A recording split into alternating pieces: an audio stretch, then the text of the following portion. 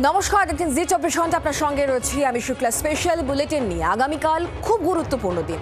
আগামীকাল কি হবে? আগামীকাল নবনির্বাচিত বিজেপি সরকারের প্রথম বাজেট পেশ করবেন বেলা 12টার সময় শিল্পমন্ত্রী, অর্থমন্ত্রী স্বপন দাশগুপ্ত। এবং এক্ষেত্রে বেশ কয়েকটি বিষয় খুব গুরুত্বপূর্ণ, যেমন ধরুন সরকারি কর্মচারীরা তারা ডিএর দিকে তাকিয়ে রয়েছেন, ডিএ নিয়ে বড় কোনো ঘোষণা করা হবে কিনা।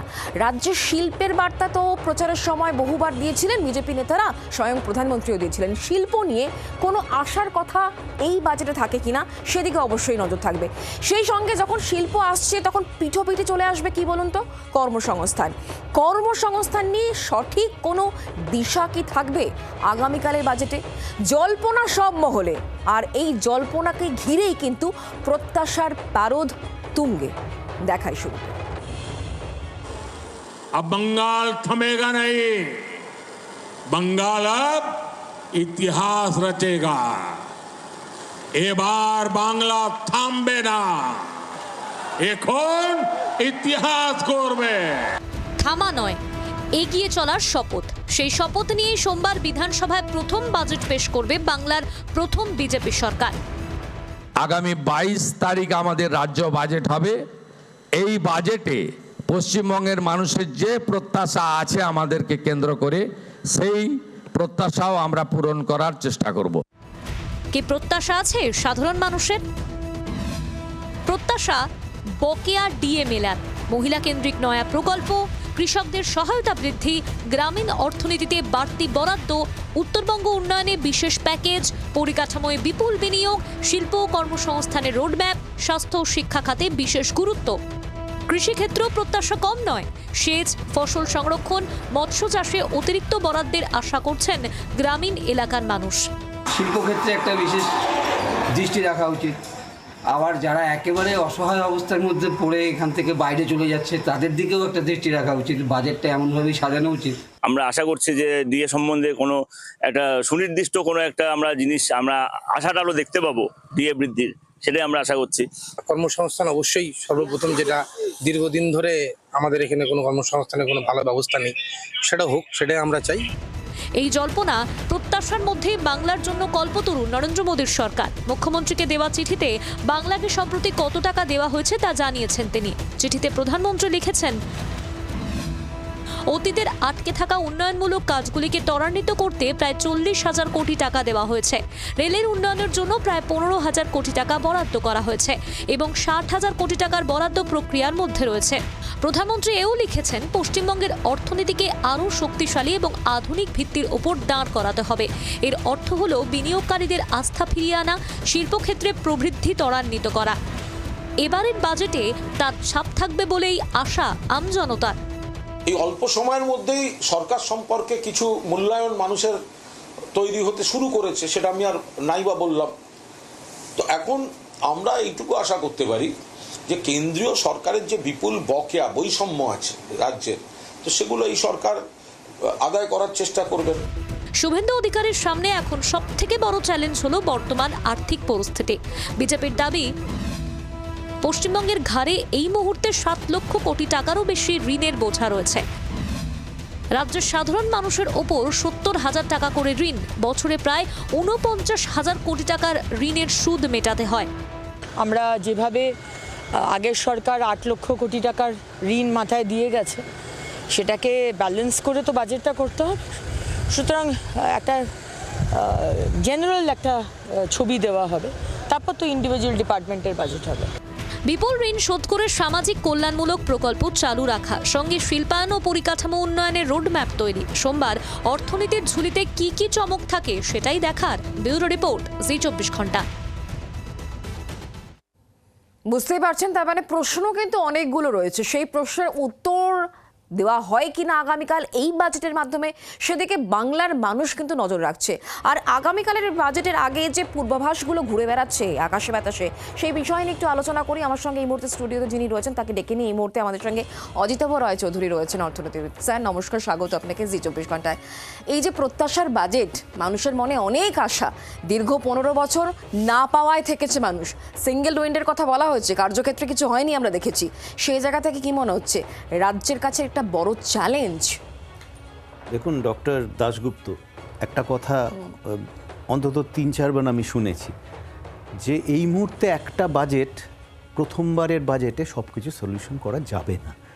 আস্তে আস্তে, যেমন কর্মসংস্থান একটা দীর্ঘকালীন ব্যাপার, একদিনে তো প্রচুর কর্মসংস্থান সম্ভব নয়, কিন্তু শিল্প যেমন একটা রূপরেখা তৈরি করা দরকার।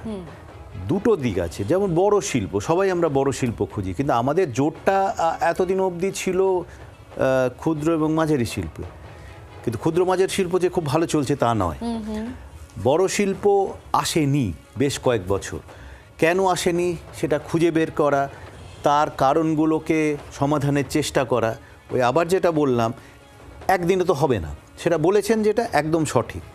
আরেকটা হচ্ছে সরকারি কর্মচারীদের একটা না পাওয়ার ইতিহাস, বহুদিনের মামলা চলেছে, বহু টাকা আমাদের টাকা খরচা করে সরকার সরকারি কর্মচারীদের বিরুদ্ধে গিয়ে সুপ্রিম কোর্টে মামলা করেছেন, বহু টাকা। এটা তো একটা ডিজায়ারেবল জিনিস নয়, কারণ সরকারি কর্মচারীরা কিন্তু সব কিছু চালাচ্ছেন, তাদের মাধ্যমেই কিন্তু আজকে যে সামাজিক পরিকল্পনাগুলো সেগুলো যাচ্ছে, কর আদায় সেটা যাচ্ছে, সমস্ত কিছু কিন্তু তাদের মাধ্যমে যাচ্ছে। কিন্তু এই যে এতগুলো প্রত্যাশা রয়েছে, তার মধ্যে আমাদের রাজ্যে ঋণের বোঝাও তো অনেক, প্রায় 7 থেকে 8 লক্ষ কোটি টাকা ঋণ, সেটাকে রেখে আরও নতুন কিছু করা, সেটা তো অত্যন্ত কষ্টের, কঠিন একটা কাজ বলে মনে হচ্ছে নাকি? দুটো জিনিস এখানে, একটা হচ্ছে যে কেন আমাদের বকেয়া দেনা আমাদের সারা ভারতবর্ষের বড় রাজ্যগুলোর মধ্যে সবচেয়ে খারাপ অবস্থা হতে, অনেক দেনা মাথার উপর নিয়ে ঘুরে বেড়াচ্ছি। এখন দেনা শোধ করা তো করতে হবে, তার জন্য কি দরকার, কর আদায়ের দিক থেকে বা আমরা নিজস্ব রাজস্ব আদায়ের দিক থেকে আমরা কিন্তু খুব ভালো অবস্থায় নেই, বাড়াবো কী করে, রাতারাতি তো বাড়ানো যাবে না।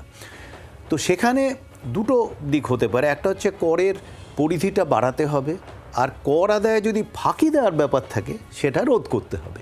এখন সমস্যা হয়ে দাঁড়িয়েছে যেটা, সেটা কর আদায়ের যদি পরিধি বাড়াতে হয় তাহলে তো সাধারণ মানুষের ওপর চাপ। একে সরকার ভাতা দিচ্ছে, বিভিন্ন ভাতা, যে ভাতাগুলো এর আগে সরকার যে পরিমাণ ছিল তার থেকে পরিমাণ বাড়ানো হয়েছে, ভাতা বাড়িয়ে দিয়ে আবার কর বাড়ানো, কোথাও কি গুলিয়ে যাবে না ব্যাপারটা সাধারণ মানুষের কাছে? এটা যেটা ব্যাপার সেটা হচ্ছে, আজকে যদি আমি দেখি কর কোথা থেকে আদায় হয়, জিএসটি একটা বড়, এক্সাইজ ডিউটি একটা বড়, যেখানে সরকার নিজস্ব কর আদায় করে। তো জিএসটি বাড়াতে গেলে কি হবে, আমাদের ব্যবসা, আমাদের উৎপাদন বাড়াতে হবে, এবং সেটায় একটা সমস্যা হচ্ছে আমাদের এত বেশি ওই মাঝারি ব্যাপারটা হয়ে গেছে শিল্পে, তারা অনেকে করের নেট থেকেই বাইরে, কর দেন না, এবং সেখানে কর দেন না, সেটা তারা এক্সাইজ ডিউটিও দেন না, তারা জিএসটিও দেন না, সেখানে ফাঁকির ব্যাপার থাকতে পারে, দেখতে হবে। সেই মাঝারি থেকে আরেকটু উত্তরণ যদি না হয় তাহলে করের বেসটা বাড়ানো মুশকিল, কারণ সেটা আমাদের নিজস্ব কর।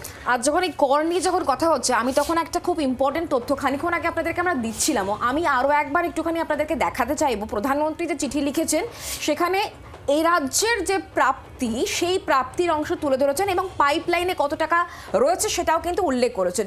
চিঠির এই অংশ অত্যন্ত গুরুত্বপূর্ণ, যেটা এই মুহূর্তে আপনাকে আমি দেখাচ্ছি।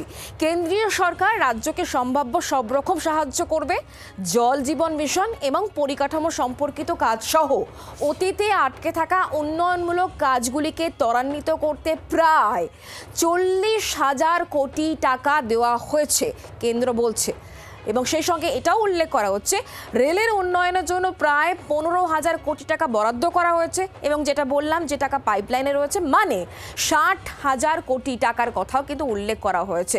আরও বেশি উদ্দীপনার সঙ্গে এগিয়ে যাবে রাজ্য, এ কথা উল্লেখ করা হচ্ছে, অর্থাৎ কেন্দ্র রয়েছে। এটাকেই তাহলে কি আমরা বলবো যে ডাবল ইঞ্জিনের সুবিধা এবার রাজ্য পাবে? কিন্তু এর সঙ্গে এটাও আসছে, সব ক্ষেত্রে কি আমাদেরকে কেন্দ্রের মুখাপেক্ষী থাকতে হবে? আসলে একটা জিনিস আমরা গুলিয়ে ফিরি, আমরা দু ধরনের ভাবে আমরা কর পাই, একটা হচ্ছে আয়কর, যেটা কিন্তু আমরা সংগ্রহ করছি না, সেই আয়কর কতটা আসবে আমাদের সেটা কিন্তু ফিনান্স কমিশন যেটা হয় তারা ঠিক করে দিয়েছেন, সেটায় যা ঠিক করেছেন তাই, সেটা আমরা হাত দিতে পারছি না। অন্য যে জায়গাটা সেখানে যেটা, সেটা একটা তো হচ্ছে জিএসটি এক্সাইজ ডিউটি, যেটা আমি বললাম, সেখানে এক্সাইজ ডিউটি ফাঁকি হচ্ছে কিনা, জিএসটি বাড়ানো যায় কিনা, যেটা প্রধানমন্ত্রী বলেছেন, একটা তো নিশ্চয়ই সত্যি যে কেন্দ্রীয় এবং রাজ্যে একই সরকার হলে সম্ভাবনাটা বেশি যে আমরা বেশি সহায়তা পেতে পারি।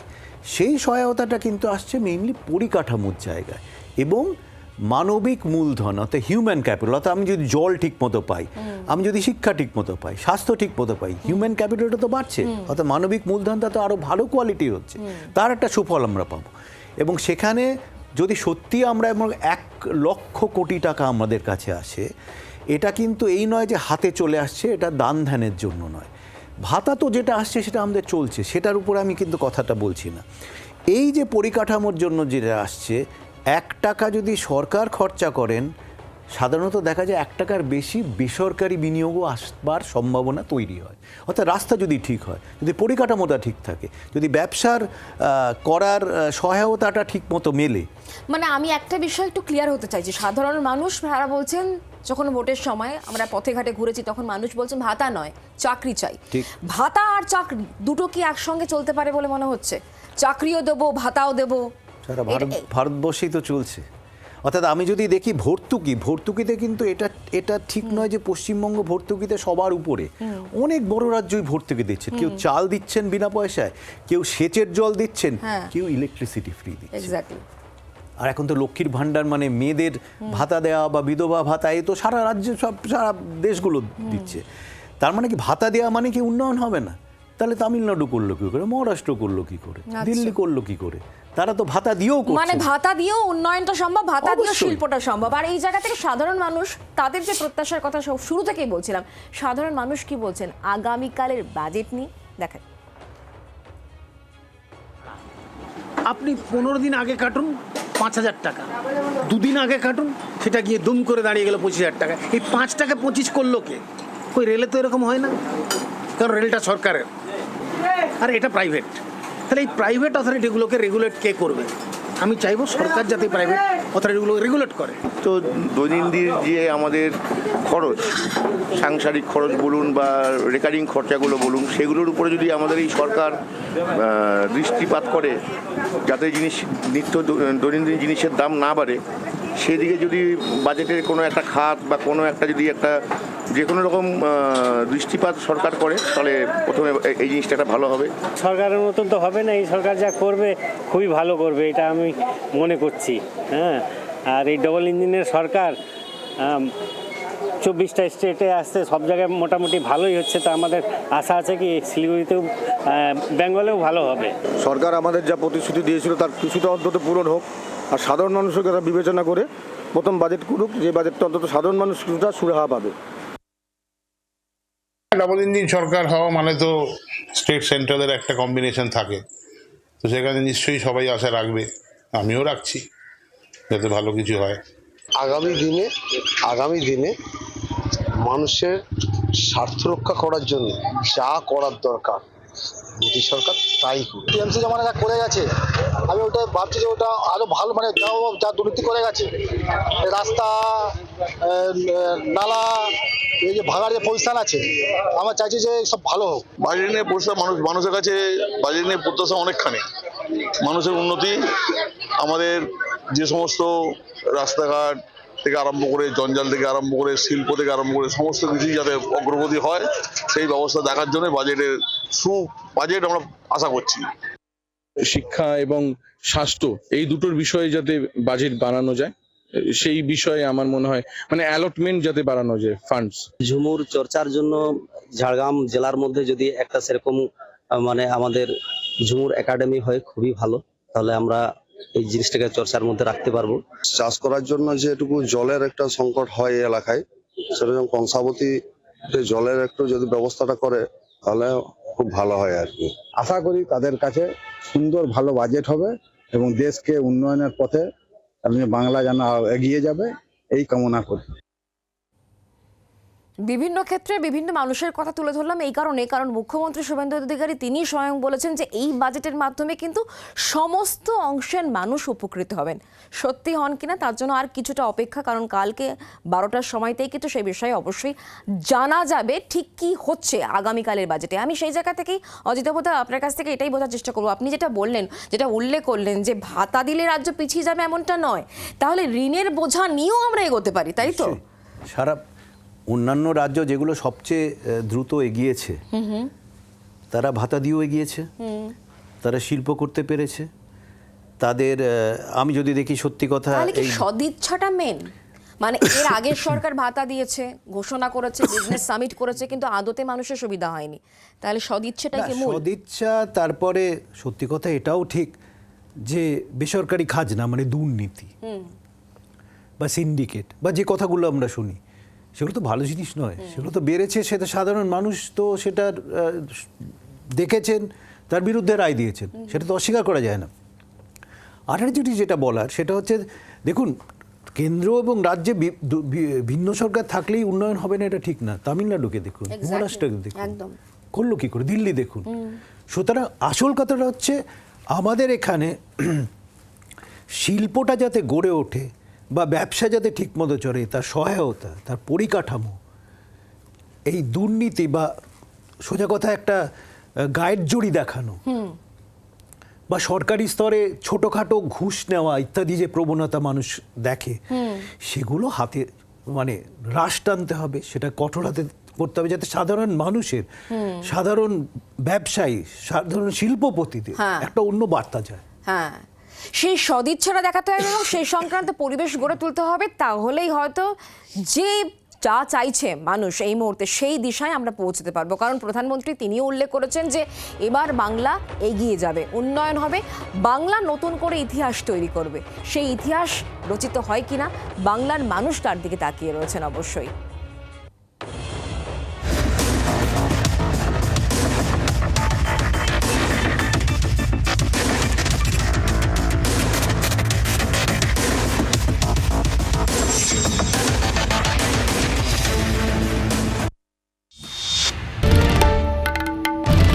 বাংলার আওয়াজ, বাঙালির আবেগ, জি 24 ঘন্টা।